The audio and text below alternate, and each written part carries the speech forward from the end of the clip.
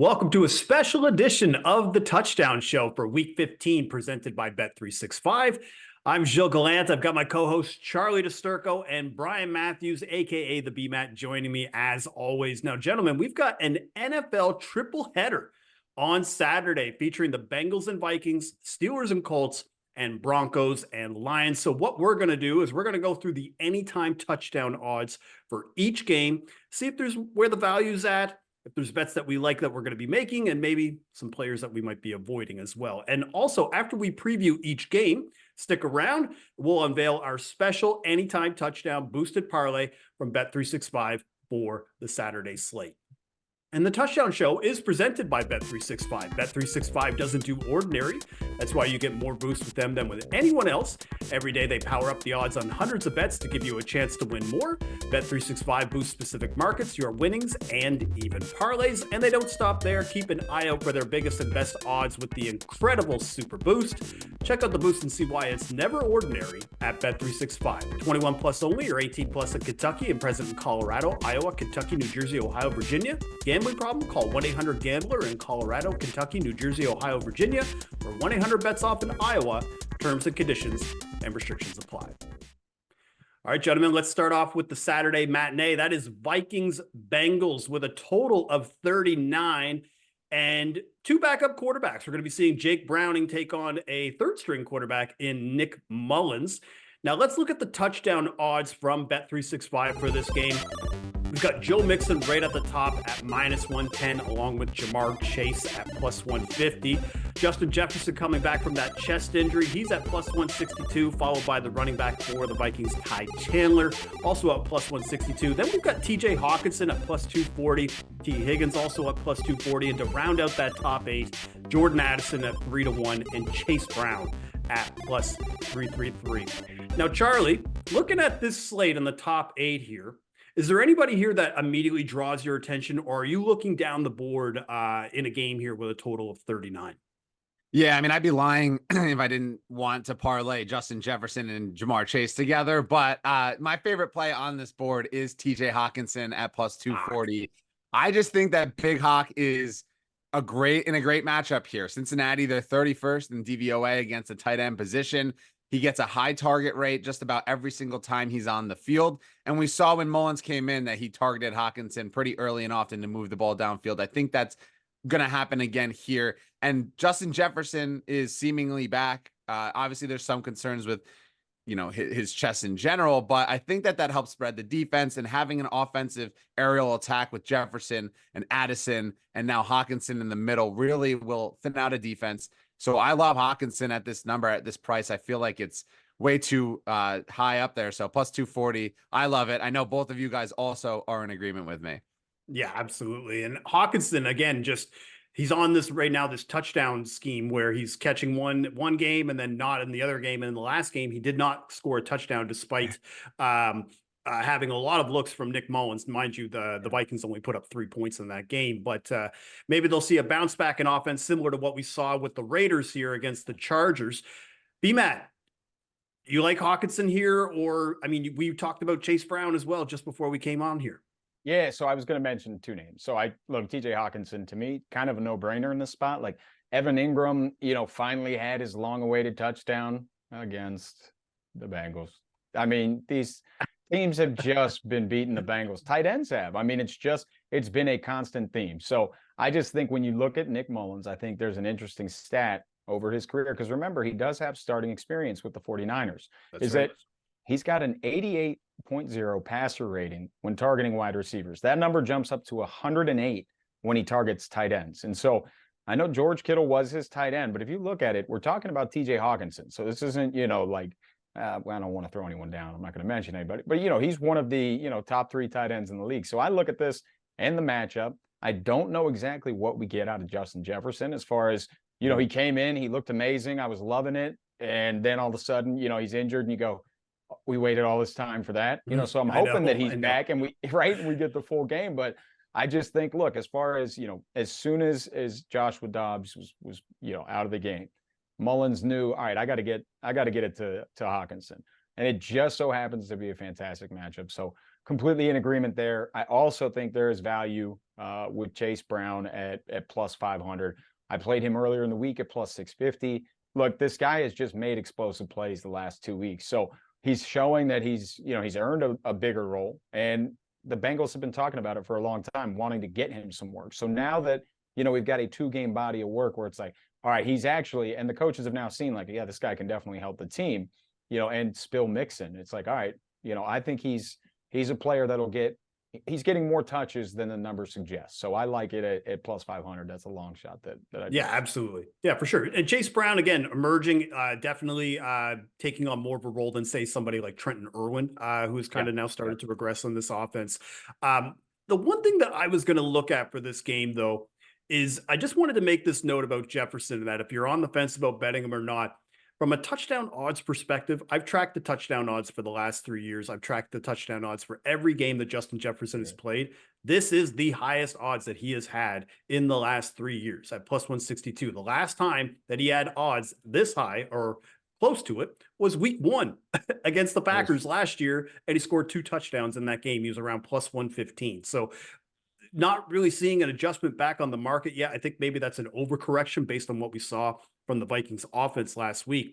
But the other thing about the Vikings offense, Alex Madison is out of this game. So Ty Chandler is going to assume running back 1 duties.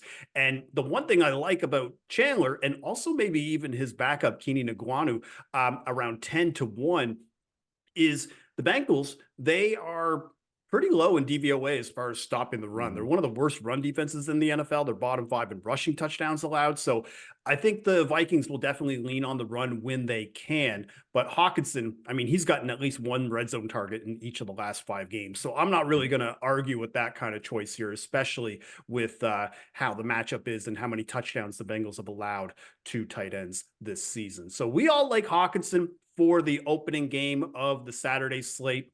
Let's now move to Steelers Colts with an over-under of 42. Now let's look at the top 8 players for anytime touchdown odds. Right at the top of the list, you got Zach Moss at minus 138, followed by a pair of Steelers running backs in Jalen Warren and Najee Harris, both around plus 120 to plus 125. Then we got BMAT's guy, Michael Pittman, at plus 150, with the Steelers wide receivers right after him of Deontay Johnson and George Pickens, both at plus 275. And to round out the top 8, you've got Josh Downs at plus 275 and Pat Fryermuth at plus 333. Charlie, looking at these touchdown odds, is there a wide receiver that stands out to you that you're going to bet? There is, but I will say you're calling Michael Pittman B-Mat's boy, but I'm the only hold one on. that's secure. I know, he's the only one who hit the touchdown. Let it be known, I was playing that Michael Pittman if Charlie hadn't gotten to the notes at like the very first moment. And I go to see Michael Pittman's name, I go, I'm never going to get it now. And then he scores at the end of the game. But I digress, Charlie. Yeah, so yeah, he's Charlie's boy right now. But another wide receiver that I like in this one, and it's kind of like it's an ugly one. It's George Pickens at plus 275. I might have more fun pulling trig than taking George Pickens to score here, but he has a 1.72 yards per route run rate against zone coverage. That's the best against, I mean, among all Pittsburgh Steelers receivers. And the Colts, they're number 1 in zone rate. About 90% of the time they drop back, they play in zone pockets. And Pickens has shown the ability to at least break through in that. He's about a half a yard per route run higher than Deontay. He's a big play threat. We've seen that in the past. And he's still seeing targets despite his production kind of not fully taking form. And this is also, I mean, like, I feel like it's every week with this guy, but a squeaky wheel narrative. He let it known that he is upset with his route tree right now. And if you look at what he did last week, he was rarely ever running a route more than 10 yards downfield when he was targeted. So I just think that this is a game where we can take advantage of the Colts defense, where Pickens is able to find the pockets in this zone, and in a game that could be a sneaky high scoring one. And at plus 275 with a guy who has big playability, there's no denying how special he is. I'm going to take a stab here. I think that, any receiver in this Pittsburgh team or even the tight end have upside with how much they've relied on the run. And that's kind of where the odds stand right now. So I like Pickens up plus 275.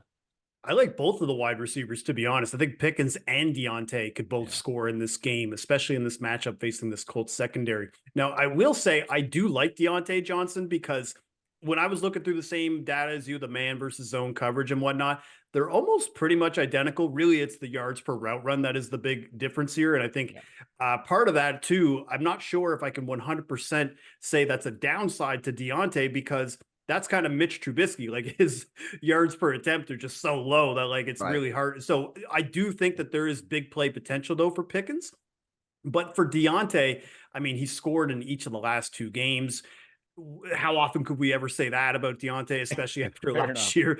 And again, another thing, a really good connection with Mitch Trubisky, because he's got 27 targets and 2 touchdowns in 3 games with Trubisky is in at quarterback. And that is kind of carried over from last year, where we saw 5 games last year with Trubisky at quarterback. And he had 51 targets in those games. Also, no touchdowns. That's why it's funny.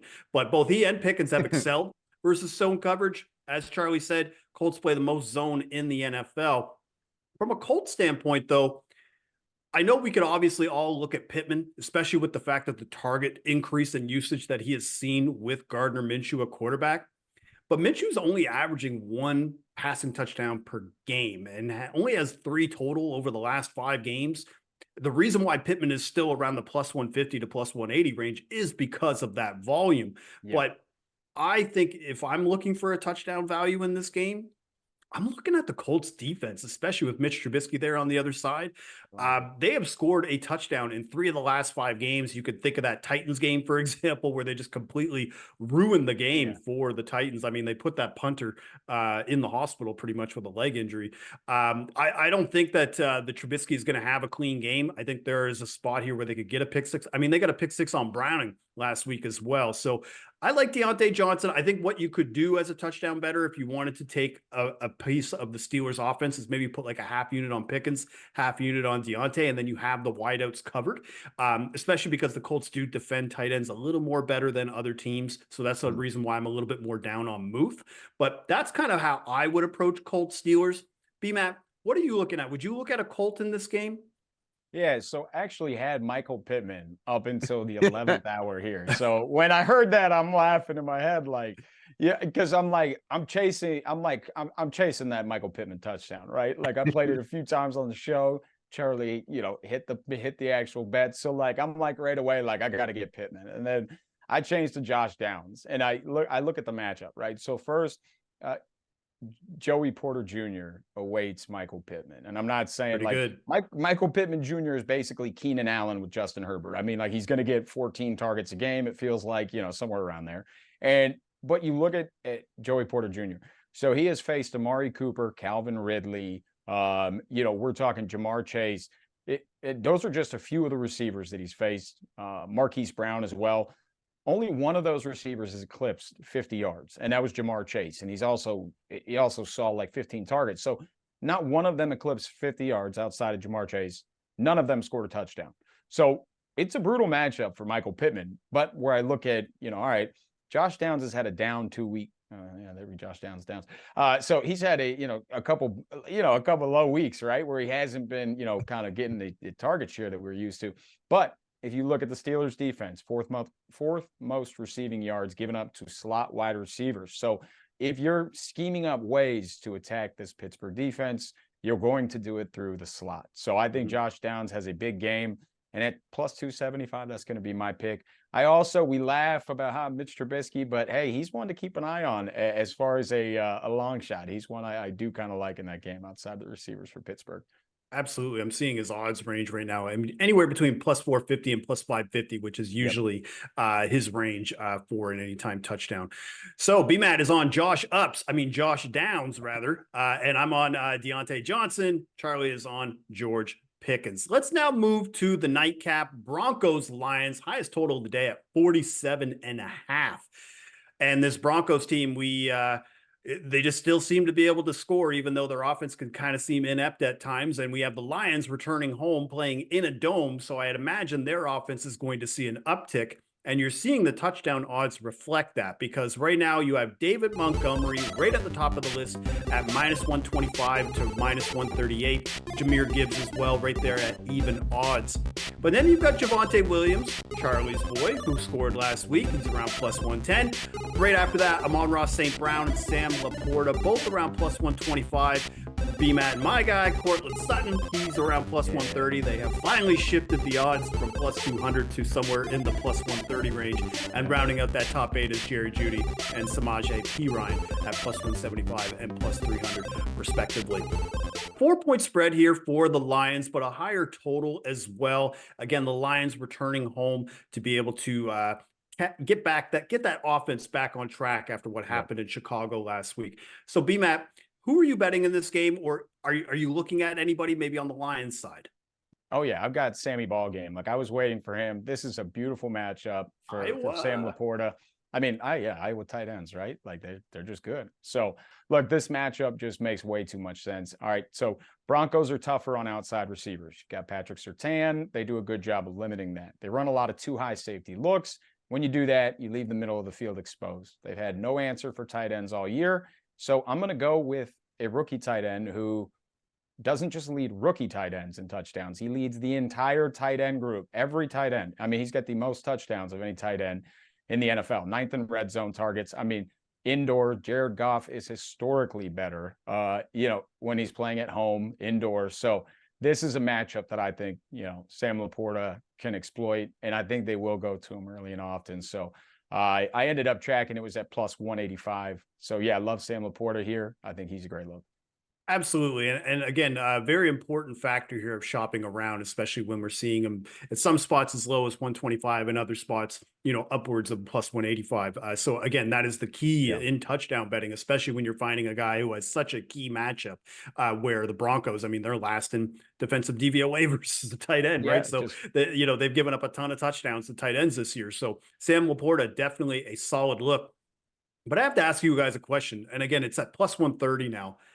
How do we pass on Cortland Sutton at this stage? You can't. It's hard as hell, guys. Like it's a discount Mike Evans price. Again, Mike Evans is probably around plus 140, plus 150 in the same range. But these guys, these two specifically this season, have been the most favored target by any quarterback I think we've ever seen in the touchdown market, where even when the books are adjusting, they aren't just adjusting enough. He's always making these spectacular plays. I mean, 8 touchdowns of the 10 that he has scored have been in the red zone as well. So even though there are these improbable catches, it's happening within the 10-yard line too. And this Lions pass defense as well has regressed. I mean, 15 touchdowns allowed to wide receivers now. That's third worst in the NFL, and 5 passing touchdowns allowed in just the last 3 games. So, and that includes that Chargers game, which was at home for them, where they had to make that big comeback. But the Lions offense, guys. So Cortland Sutton and Sam Laporta, I'm on board with that. For the Lions, I'm also thinking about Josh Reynolds. And I know that Charlie, he cashed on him a couple of times already this season, but again, scored in 2 of the last 3 games. He's got 4 red zone targets in that stretch. And then, of course, Amon-Ra St. Brown, I'm thinking he'll probably see a lot of Surtain and Simmons in the backfield to try to contain him. So that's kind of where I'm looking right now at Cortland Sutton around plus 130, Sam Laporta around plus 180, and Josh Reynolds at plus 300. Charlie, why don't you take us home? Because I think there's another Lions receiver that we have to consider. Yeah, so I like taking a long shot stab here. I was debating on Amon-Ra, but I think when you look at usage and around the red zone, Jameson Williams has really, the Lions are really trying to get him involved. And so whether it's an end around touchdown that we saw a couple weeks ago, or, he has the deep ball ability, we're seeing the Lions kind of start working him in. And this is a game where the Lions now are back at home and they're off a couple of some embarrassing losses, and just like they're getting a lot of criticism. So what are they going to do? They're going to try and draw up some plays. They're going to try and score and run up the score as much as they can. Well, Jameson Williams is one of those guys they can utilize. And Dan Campbell said last week that they got to keep working to find some different ways to get him involved. He's got 2 touchdowns in 2 of the last 4 games. So a 50% touchdown rate right now, ability to run, ability to catch in the air. Denver, they're 26th in DVOA against the deep ball. So if a guy is going to leak out in a play action deep shot, that man's going to be Jameson Williams. So, I think we're finally seeing him get a little bit more comfortable in this offense. You look at his snap counts, it's 57% or more over the last month, which is something that is a great sign because we're seeing him just have limited action early on. So I'm going to take a stab here with JMO. It's a small play, but it's one of those things that just based on usage, based on outliers, I love the dual threat ability of him. Yeah, and I mean, they didn't take him that high in the draft to be kind of like a gadget player, and he's Right, really yeah. surpassed Khalif Raymond as well as that speedy wide receiver. And Jared Goff, we've talked about this a lot, but his splits at home, on the Yes. road, or indoors versus outdoors, it's night and day. He has Yeah. a 3-to-1 touchdown interception ratio when he plays indoors. When it's outdoors, it's 1-to-1. So a lot of opportunity for receivers in the Lions set, but you're kind of seeing the anytime touchdown odds being priced that way because they're not stupid. They know that Jared Goff plays pretty well indoors too. Yes, yes. But Jameson Williams at 5-to-1, definitely a good find by Charlie to round out the nightcap between the Lions and Broncos. All right, so that's the 3-game slate for Saturday. Now let's do an anytime touchdown boosted parlay, one leg from each game, courtesy of Bet365. Let's unveil that now. That is going to be Jamar Chase, Zach Moss with the Colts, and of course, Courtland Sutton. We're going to throw him in there. If we're not going to bet him on a single, we're going to throw him in on the parlay. And that touchdown odds was plus 850. Bet365 does us a solid, boosts it up to over plus 1,000. It's plus 1,024. Now, we don't have to get into too much about why we like this parlay, but let's just give a couple details to the folks who are watching. Like Chase, coming off an off game last week against the Colts, but he still leads the team in red zone targets and touchdowns. He could break a big one at any time like he did versus the Jaguars. Now, Moss, I guess, is supposed to be kind of like the easy leg of this parlay, especially because but he hasn't scored since taking over for Jonathan Taylor, right? But the volume is why we want this pick, because he's got 32 carries and 6 catches in just the last 2 games. Very nice matchup for him against the Steelers. And then, of course, Sutton, we just talked about it, is a touchdown machine. Like if Mike Evans was playing today, I'd throw him on the parlay too. Like, that's that kind of touchdown power that he has. So those are the 3 legs: Jamar Chase, Zach Moss, and Courtland Sutton. Charlie, sum it up here. What do you think of this parlay? I'm going to be sitting down on my couch all Saturday, not moving and watching this parlay cash. That's all I think. B-Matt, you got any thoughts on this before we get out of here? No, I like each of these ones. And Zach Moss hurt me last week, and a player that hurts me the week before always comes through the next week. So I love this one, man. All right, we're hoping for a bounce back from Moss. And that's all for us today. So I want you to enjoy the games on Saturday. We're going to be back on Sunday at 11:30 a.m. Eastern as part of the Action Network Power Hour. And make sure to follow us in the Action app to get all of our touchdown bets and picks for the Week 15 slate. You could set notifications to somebody like BMAT. So if he does lock a pick into the app, you will get a notification saying he is on a certain player, so you don't miss those good odds. I want to thank you for watching a special edition of the Touchdown Show presented by Bet365. Bon chance.